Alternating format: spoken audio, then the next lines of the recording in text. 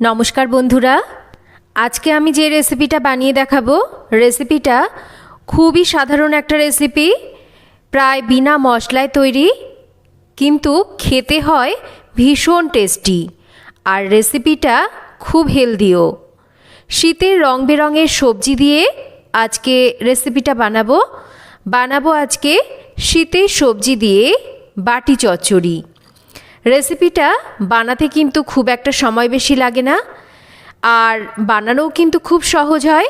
সকালের জলখাবার বলুন, রুটি, পরোটা, লুচি বা ভাতের সাথে রেসিপিটা খেতে দুর্দান্ত স্বাদের হয়।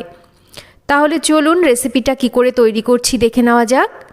সবজির বাটি চচ্চড়ি বানানোর জন্য এখানে আমি সবজির মধ্যে নিয়েছি ফুলকপি, গাজর, নিয়েছি কিছুটা আলু, বাঁধাকপি নিয়েছি, একটা টমেটোকে বড় বড় টুকরো করে কেটে নিয়েছি, বেশ খানিকটা মটরশুঁটি নিয়েছি, আর তার সাথে নিয়েছি পেঁয়াজের টুকরোগুলোকেও কিন্তু বড় করে কেটে নিয়েছি। আপনারা যদি কেউ নিরামিষভাবে বানাতে চান তাহলে পেঁয়াজটাকে বাদ দিয়ে করবেন।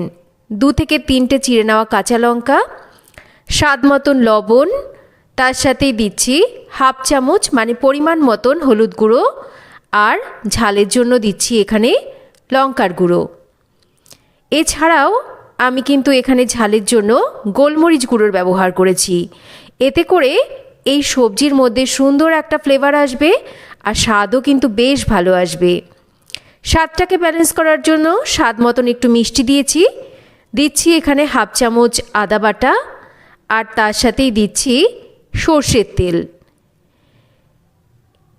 আমি কিন্তু এখানে সবজিগুলোকে বেশ একটু ছোট টুকরো করে কেটে নিয়েছি। খুব বেশি বড় বড় করে কিন্তু সবজিগুলোকে কাটিনি। একটু যদি ছোট ছোট করে সবজিগুলোকে কেটে নেওয়া হয় তাহলে কিন্তু সবজিগুলো খুব তাড়াতাড়ি সেদ্ধ হয়ে যায়, আর রান্নাটাও তাড়াতাড়ি হয়। বেশ খানিকটা ফ্রেশ ধনেপাতা আমি একটু কুচি করে কেটে নিয়েছি।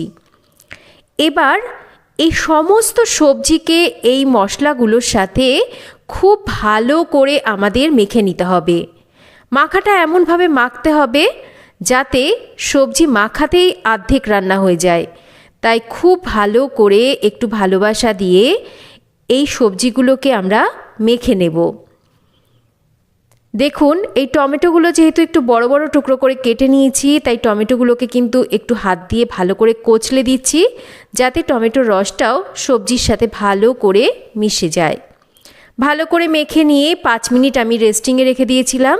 5 মিনিট পর আমি কড়াইটাকে ধরে গ্যাসের ওপর বসিয়ে দিয়েছি। প্রথমে সবজিগুলোকে একটু আমরা মিডিয়াম ফ্লেমে রেখে 3 থেকে 4 মিনিট ভালো করে নাড়াচাড়া করে নেব, মানে হালকা করে একটু কষিয়ে নেব।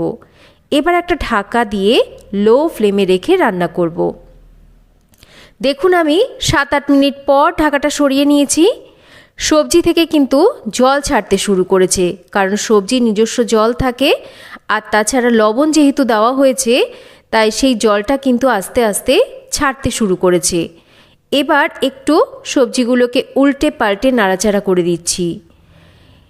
এবার সবজিগুলোকে একটু এরকম করে সমান করে দেব ওপর থেকে, আর হাতে করে অল্প করে একটু করে এই রকম জলের ছেটা ওপর থেকে দিয়ে দেব। খুব বেশি জল কিন্তু এখানে দেওয়া যাবে না, একটু অল্প অল্প করে জলের ছেটা হাতে করে দিয়ে দিচ্ছি। আবারও ঢাকা দিয়ে একদম লো ফ্লেমে রেখে রান্না করে নিয়েছি।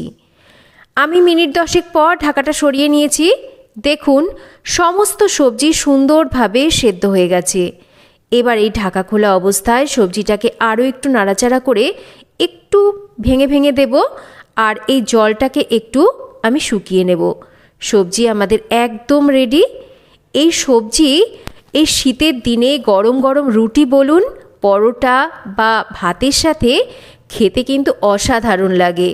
বানানো কিন্তু খুবই সহজ হয়, কিন্তু এর স্বাদ হয় অসাধারণ।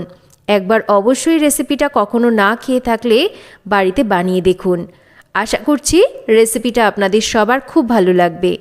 তো কেমন লাগলো আজকের এই সবজির বাটি চচ্চড়ি রেসিপি একটা কমেন্ট করে জানাবেন। যদি রেসিপি ভালো লাগে একটা লাইক করবেন, আর রেসিপিটা শেয়ার করবেন। চ্যানেল সাবস্ক্রাইব করা না থাকলে চ্যানেলটাকে সাবস্ক্রাইব করবেন।